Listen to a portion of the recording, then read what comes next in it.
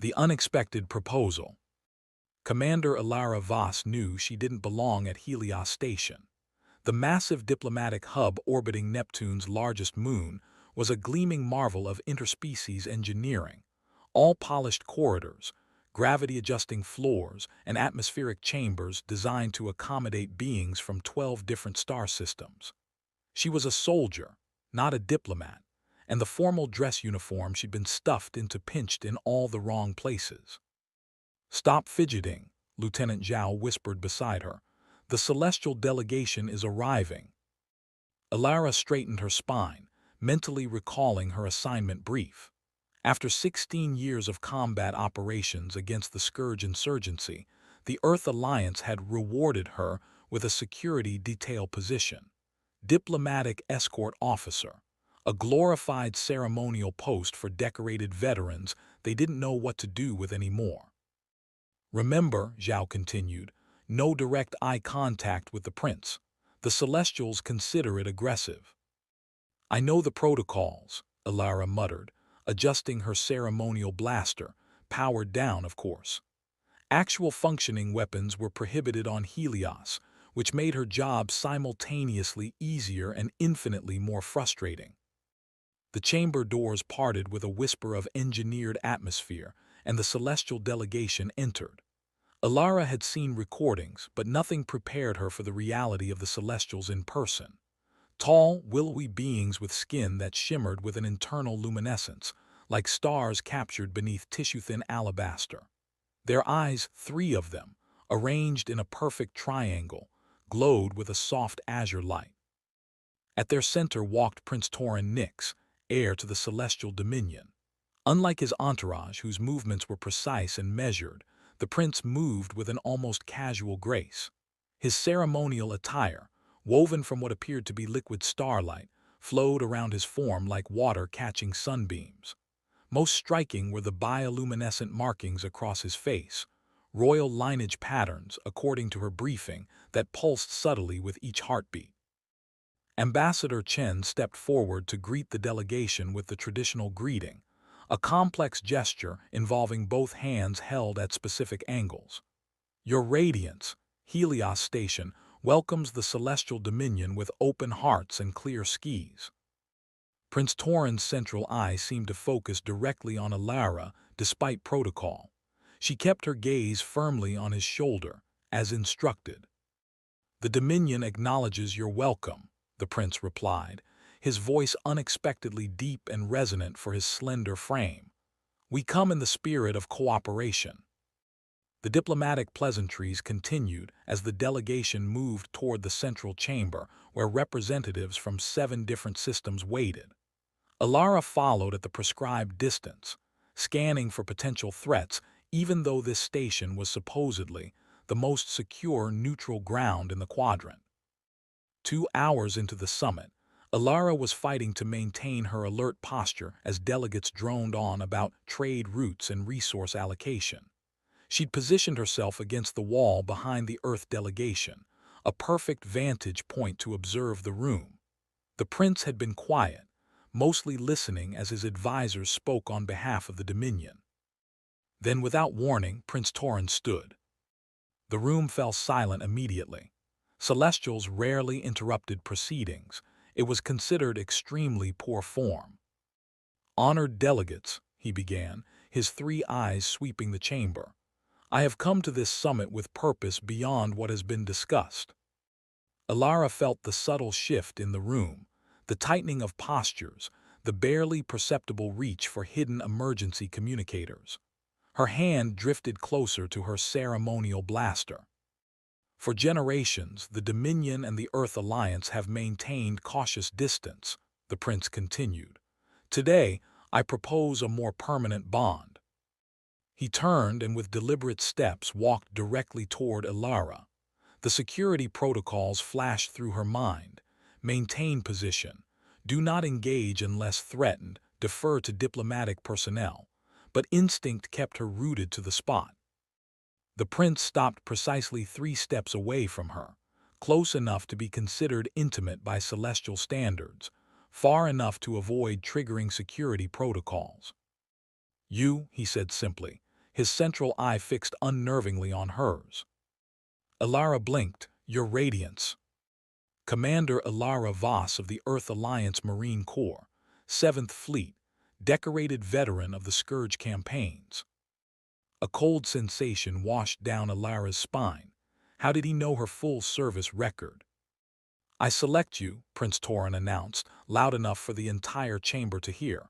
"We shall be joined in formal union, immediately." The room erupted in shocked murmurs. Ambassador Chen's face drained of color. Lieutenant Zhao made a strangled noise beside her. Alara began, then stopped, completely at a loss. This wasn't covered in any protocol briefing she'd received. One of the prince's advisors rushed forward, whispering urgently in the royal's ear. The prince simply raised one six-fingered hand, silencing the advisor mid-sentence. "The decision is made," he stated with finality. "Commander Voss will become my consort, binding our peoples together." Ambassador Chen stepped between them, his diplomatic training kicking in despite his obvious shock. "Your Radiance, while we're deeply honored by your unexpected proposal, there are certain procedures that must be followed. The Alliance has no existing framework for cross-species matrimonial arrangements of this." "Then create one," the prince interrupted, quickly. Alara found her voice. "Your Radiance, I believe there's been a misunderstanding. I'm a security officer, not a diplomatic representative." Prince Torin's mouth curved slightly, a gesture she couldn't interpret. "No misunderstanding. Your record speaks of adaptation, resourcefulness, and integrity, qualities valued by the Dominion." Lieutenant Zhao leaned close to Alara. "Say something agreeable but non-committal," she hissed.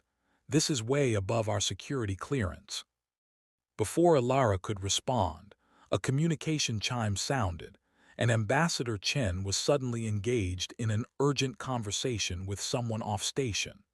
Other diplomats were doing the same, creating a bubble of chaotic whispers around the otherwise silent chamber. "Commander Voss," the prince said, his voice lowered for her alone, "walk with me." It wasn't a request.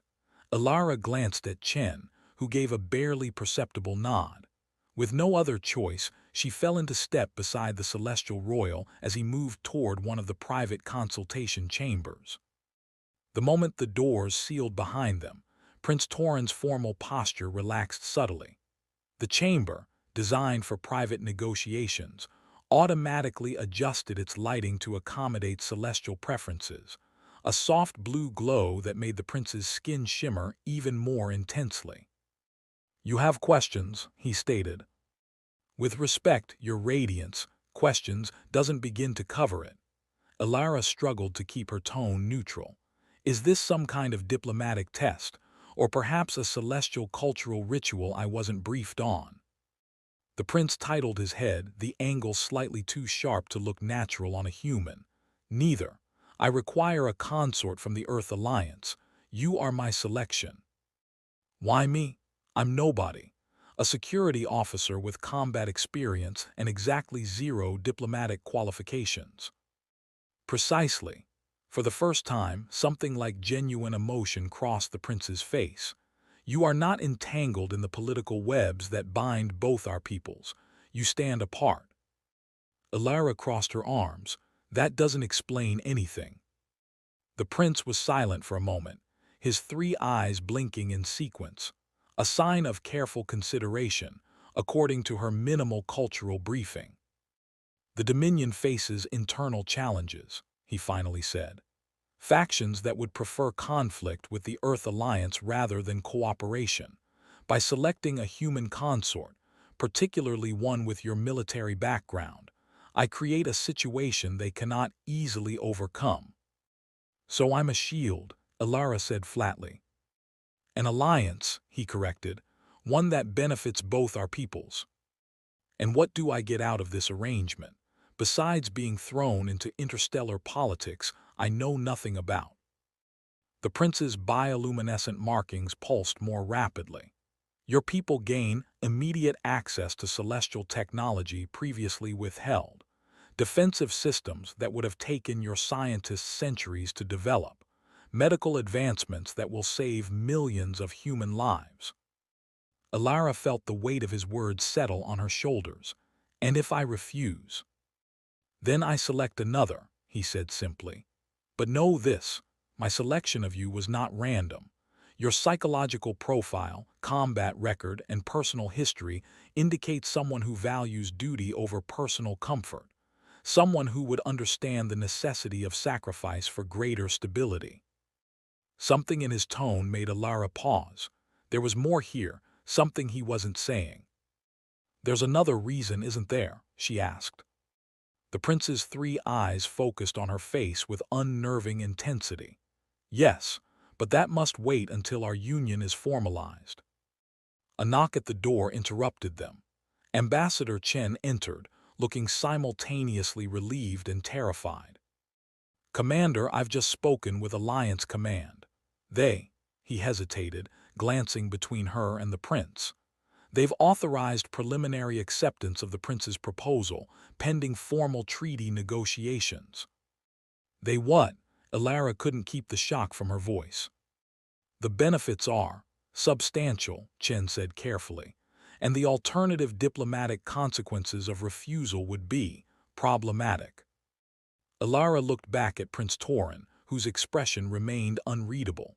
She'd faced down enemy gunships, survived 3 crash landings on hostile planets, and once killed a Scourge commander with nothing but a broken communication array. Somehow, this felt more dangerous than all of those combined. Fine, she said finally. I accept, but I want something in writing saying I'm not responsible for any interstellar incidents I cause because nobody taught me proper celestial table manners. For the briefest moment, something like amusement flickered across the prince's face. Agreed. As they exited the private chamber, returning to the main hall where the delegates waited in tense silence, Alara couldn't shake the feeling that she just stepped into something far larger and more complex than a mere political arrangement. Prince Torin paused before they rejoined the others. Commander Voss, there is a celestial saying, the stars do not align by chance but by necessity. We have a saying too, Alara replied. Don't volunteer for anything. Yet here you are, the prince observed.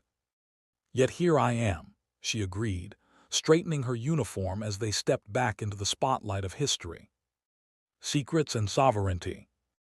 The formal announcement of Commander Alara Voss's union with Prince Torin Nix sent shockwaves through both civilizations. Helios Station transformed overnight from a diplomatic hub to a ceremonial venue, its corridors now draped with shimmering celestial light fabrics and Earth Alliance banners. Security had tripled, with representatives from both powers scrutinizing every detail of the unprecedented arrangement. Alara stood before a viewing panel in her newly assigned quarters, watching Neptune's storm swirl below. The room, hastily retrofitted to accommodate both human and celestial physiological needs, felt as foreign to her as the situation she'd been thrust into. The ceremonial attire has arrived, Commander, announced Lieutenant Zhao, entering with a hovering containment unit. Apparently, it's been personally designed by the celestial royal artificers. Alara turned, eyeing the container warily. Please tell me it doesn't glow, pulse, or read my thoughts. Only the first 2, Zhao replied with a sympathetic smile. Alliance Command has sent updated protocols for tomorrow's binding ceremony. They've requested you memorize all 16 verses of the traditional Celestial Union hymn. 16. Yesterday it was 8. The Celestial Cultural Attaché insisted the abbreviated version would be considered disrespectful. Alara sighed. Of course they did. A soft chime indicated another visitor. The doors parted to reveal Damir Novak, the Alliance's chief diplomatic advisor, his expression grave as always. Commander, a moment in private. Once Zhao had departed, Novak activated a portable signal disruptor, standard procedure for sensitive discussions. The Alliance Council is concerned about certain patterns in celestial behavior since the announcement. Ilara raised an eyebrow. Explain. 3 of their warships have repositioned near the Proxima Gateway, officially for ceremonial purposes, but their weapon systems remain active. Additionally, we've intercepted communications suggesting factions within the Dominion are displeased with the Prince's decision. He mentioned internal challenges, Ilara said carefully. Did he happen to mention that he's essentially at war with his own council of luminaries? Or that his decision to select you has caused the greatest political upheaval in celestial society in 2 centuries? A cold sensation settled in Ilara's stomach. No, he omitted those details. Novik nodded grimly. The prince has been pushing significant reforms within the Dominion, opening borders, distributing resources more equitably among their colonies. The traditionalists oppose him vehemently. This union with you, he hesitated, is viewed as an abomination, Ilara finished for him. By some, Novik acknowledged. By others, as a strategic masterstroke. Either way, you're now at the center of a political firestorm that extends far beyond a simple diplomatic arrangement. Nothing about this is simple, Ilara muttered. The signal disruptor chimed, indicating its power was fading. One last thing, Novik said hurriedly. The celestial succession laws require the prince to take a partner approved by the council before his 30th cycle. That deadline is in 3 days. Make of that what you will. After Novik left, Ilara paced her quarters, mind racing. The prince's words echoed in her memory. My selection of you was not random. She was starting to understand just how calculated his choice had been. A gentle illumination shift indicated evening cycle on the station. As Ilara reviewed the impossibly complex ceremony protocols, her door chimed again. This time, instead of another Alliance official, Prince Torin himself stood in the corridor, accompanied only by a single advisor, Vexler, if she remembered correctly. Your Radiance, she said, automatically falling into the formal greeting position. Such formalities are unnecessary in private, Commander, the prince said, dismissing his advisor with a gesture. May I enter? The prince moved with that same fluid grace into her quarters, his bioluminescent markings pulsing more rapidly than usual. For the first time, Ilara noticed subtle details, the slightly darker hue around his third eye, indicating stress according to her hastily studied cultural briefings, and a faint asymmetry to his normally perfect posture. The ceremonial arrangements proceed as expected, he asked. If by as expected, you mean increasingly complicated and politically fraught, then yes. The corners of his mouth turned upward slightly, the celestial equivalent of a smile. Your directness remains refreshing. And your omissions remain concerning, Ilara countered. I spoke with Novik. He mentioned warships, political upheaval, and something about a 30-cycle deadline. The prince was silent for a moment, his 3 eyes blinking in that sequential pattern she was beginning to recognize as contemplation. Walk with me, he finally said. There are things best discussed away from both your monitoring systems and mine. Against her better judgment, Ilara agreed. They made their way to one of Helios Station's arboretums, a neutral space designed to accommodate diverse species with its variable atmospheric chambers and adaptable flora. At this late hour, it was deserted except for maintenance drones silently tending the exotic vegetation. What I tell you now must remain between us until after the binding ceremony, Torin said as they walked beneath luminescent trees from Proxima Centauri. The survival of both our peoples may depend on it. That's quite the opening statement. The Dominion is on the brink of civil war, he stated flatly. The Council of Luminaries has been infiltrated by the Void Sect, an ancient order that believes in celestial superiority above all other species. They have been slowly positioning their members in key military and political roles for decades. Alara's military training kicked in. And you're what? Staging a coup through matrimony. I am preventing a galactic-scale conflict, he corrected. The Void Sect seeks to provoke war with the Earth Alliance. They believe your technological advancement threatens celestial dominance in the long term. They're not wrong, Alara observed dryly. Our development rate outpaces yours. But your military capacity does not yet. If conflict erupts now, billions would die, but the Dominion would ultimately prevail. The Void Sect knows this.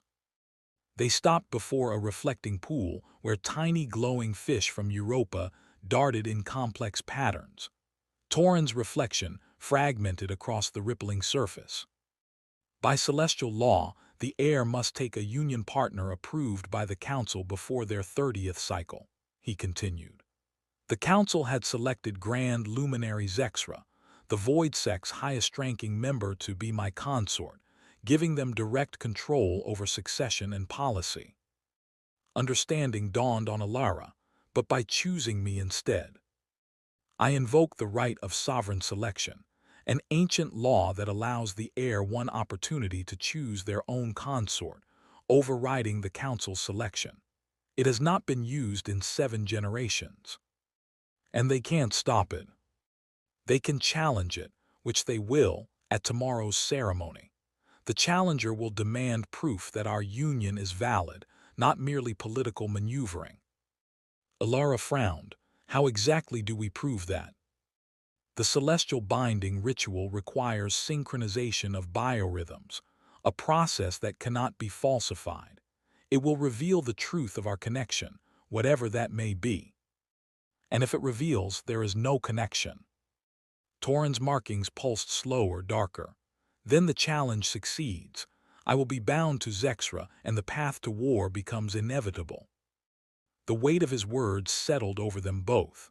Alara had been thrown into interstellar politics far beyond her training, yet the tactical situation was becoming clear.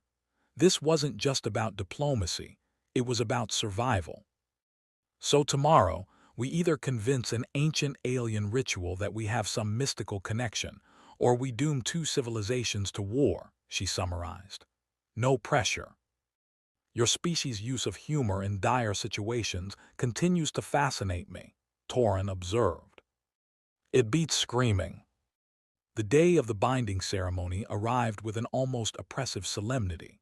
Helios Station's main ceremonial chamber had been transformed into a hybrid of celestial and earth aesthetics. Crystalline structures rose from the floor like frozen fountains, interspersed with Earth's traditional olive branches and ceremonial military standards. Alara wore the designed attire, a form-fitting garment that shimmered with embedded light threads that supposedly responded to her emotional state, a fact she found deeply unsettling. The material felt alive against her skin, constantly adjusting its temperature and texture.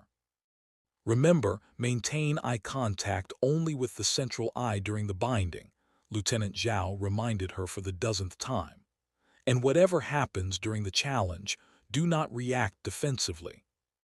Easy for you to say, Alara muttered. You're not the one about to have your biorhythm synchronized with an alien prince. The ceremony began with the arrival of delegations from both civilizations.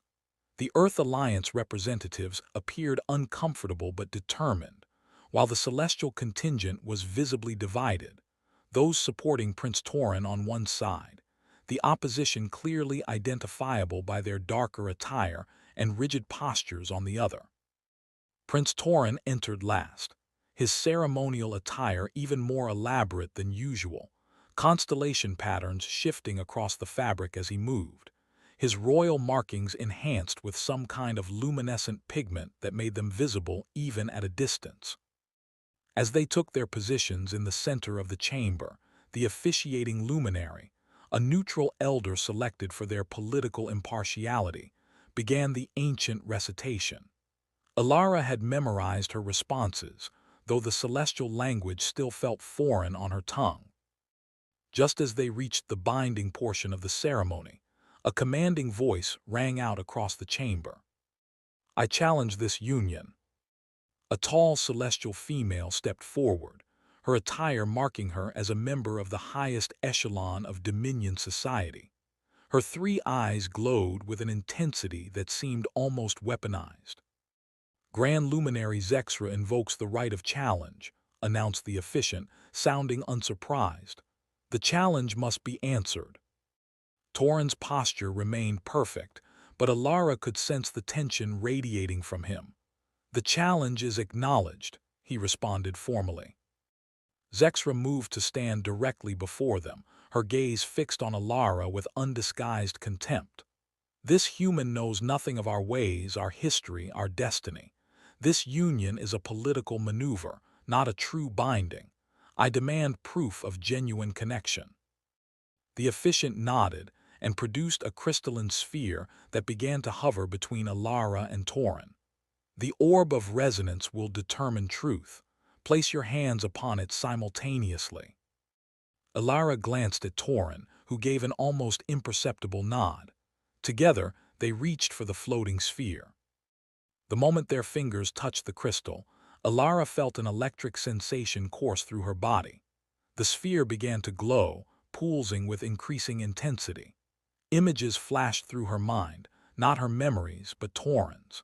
She saw his childhood training, felt the weight of responsibility placed upon him from birth, experienced his gradual realization that his people's traditions were leading them toward destruction.